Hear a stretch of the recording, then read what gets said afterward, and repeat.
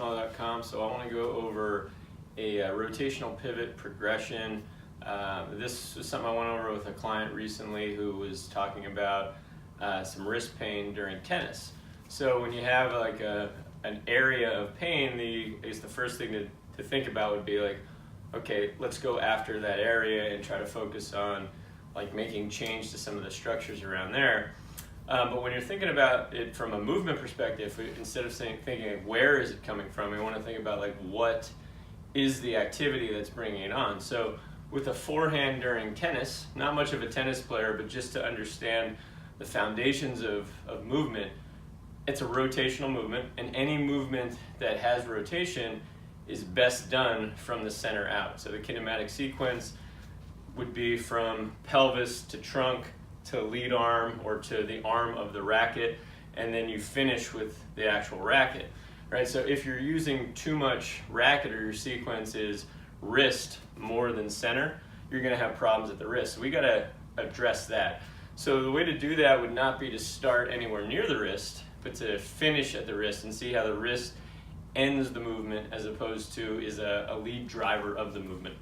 All right, so the first thing we want to do is just understand how to move from the center out. So we're going to start with a hip hinge, okay, and we're going to just do this in more of an athletic position than we would do for a deadlift or a kettlebell swing. So if we look down the line, we can see brace through here and just teaching the brace. So we can actually even start this in standing if people don't have a good understanding of how to create a brace. And I just want to be able to breathe in to my thumbs and my fingers. Inhale. I like to give a 4-7-8 cue just as a some type of standard. So I'm going to breathe in for 4. I'm going to maintain the air in here for 7. And as I'm doing that, I'm talking and not really changing the inflection of my voice so that I can actually be physically active while I'm maintaining a brace. Okay, so once I get the air in here, I can lock in that intra-abdominal pressure with some type of a hiss. Now I brace, I feel the obliques work, I feel my erectors in the back work, so everything's working 360 degrees here. I can also feel an ascension in my pelvic floor. And again, I'm still talking, so I'll give patients the cue to actually count out loud. So 1, 2, 3, 4, hold for 7, 1, 2, 3, 4, 5, 6, 7. Breathe out, 1, 2, 3, 4, 5, 6, 7, 8. Okay, so now that you get that sense that you can do that, you can still talk, you know you have control there. So I want to take that down into a little bit of a ready position. All right, so I can have them go through the 4, 7, 8 again, but once you get this locked in, you're going to just come up and down, making sure that you can maintain the brace coming in and out of this ready position.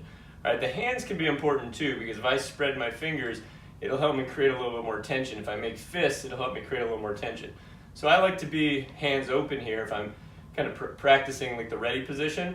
All right, but then when I come through, I might want to add a fist. All right, so we're going to go here, just make sure we get that ready position, and that could be the first start to go in and out, making sure that it's not a squat, but you're just getting into this ready position here, bringing it out, maintaining the tension, the brace in your middle. All right, the next piece would be to actually look at going from kind of a wide-legged ready position and progressively and gradually starting to add speed into a rotational pivot lunge. All right, so I get down here.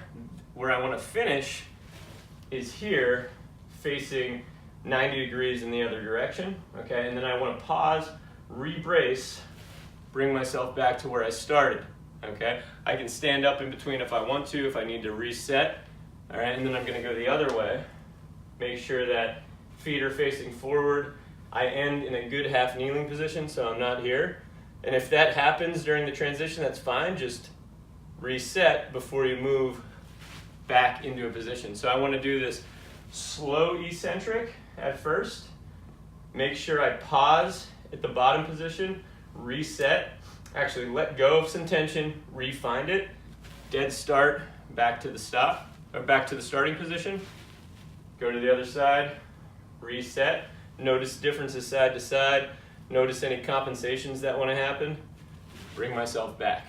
All right, so with the pivot, it's really important that we're getting movement from what will oftentimes be the back leg, especially during a forehand. So we want to make sure that it's not a lunge forward. So this drill helps you start to understand we're going to pivot here or step and then bring this down. So a thing that can be done if someone has difficulty with that sequencing is actually you get here, move this first, so you open this hip and then turn here, and you can actually keep that hip open so that they know that the movement is coming from here and this is fixed. Because sometimes it's difficult at first to sequence both at the same time, where what you'll see is like this foot gets stuck and then the hip is rotated and facing this way, and you're not really well balanced and well stable with that motion there. So one piece of the continuum or the progression could be, let's just start 5 to 10 reps with an open hip, nice and slow, pausing, bringing it back so we know that the movement's coming from here.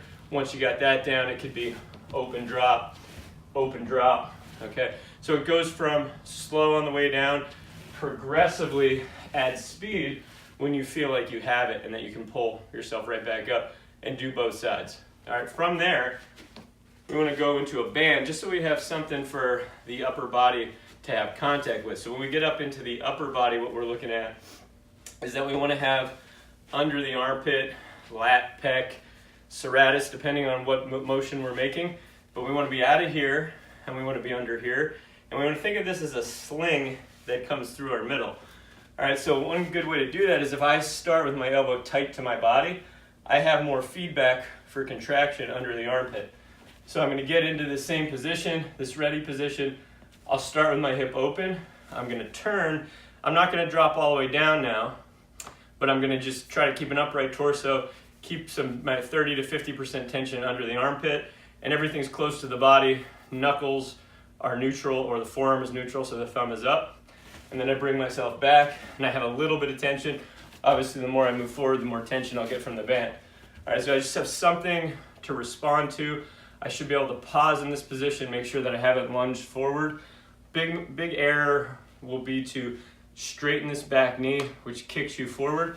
So you want to pivot more on this back leg, right? So it's really, I'm in flexion on this hip, a little bit of external rotation. I'm moving, opening this hip. I'm moving this hip into relative internal rotation, but extension at the same time.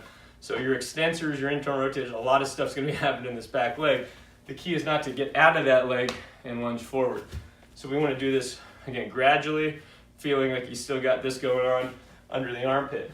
Now, as I pivot, I want to add a little bit of extension, or actually flexion kind of away from the body, but still maintain this tension in the sling, still maintain the pivot in the back leg. All right, so I'm adding some speed, always slow to fast to teach your body what you're ready for. If you lose control or you don't own the position and you're just going fast right off the get-go, you won't even know what you're trying to work on. You'll go to the front, you won't even realize. So you gotta always pause, make sure, where am I? Am I in my back leg? Did I lunge forward? Do I still have this sling? Okay, this is a warm-up. We're practicing. We're not ready for competition yet. All right, the last piece of this would be, once we do this open, we want to bring it to a pivot, but then we want to also come away from the body and then add a turn so the knuckles come down. So especially in a forearm where you're trying to create like top spin, we don't want to flick that from the forearm too much.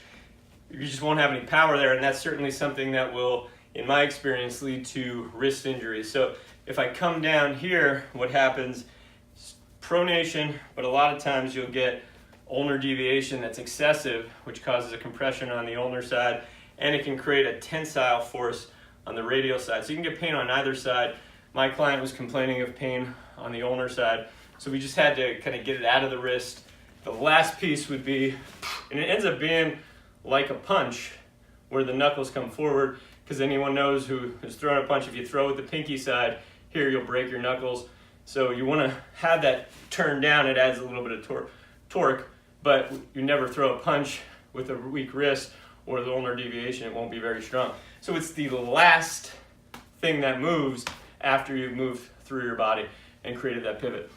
All right, so went through a lot of things there, but I think that could be really helpful when you start thinking about distal injuries with any type of athletic endeavor.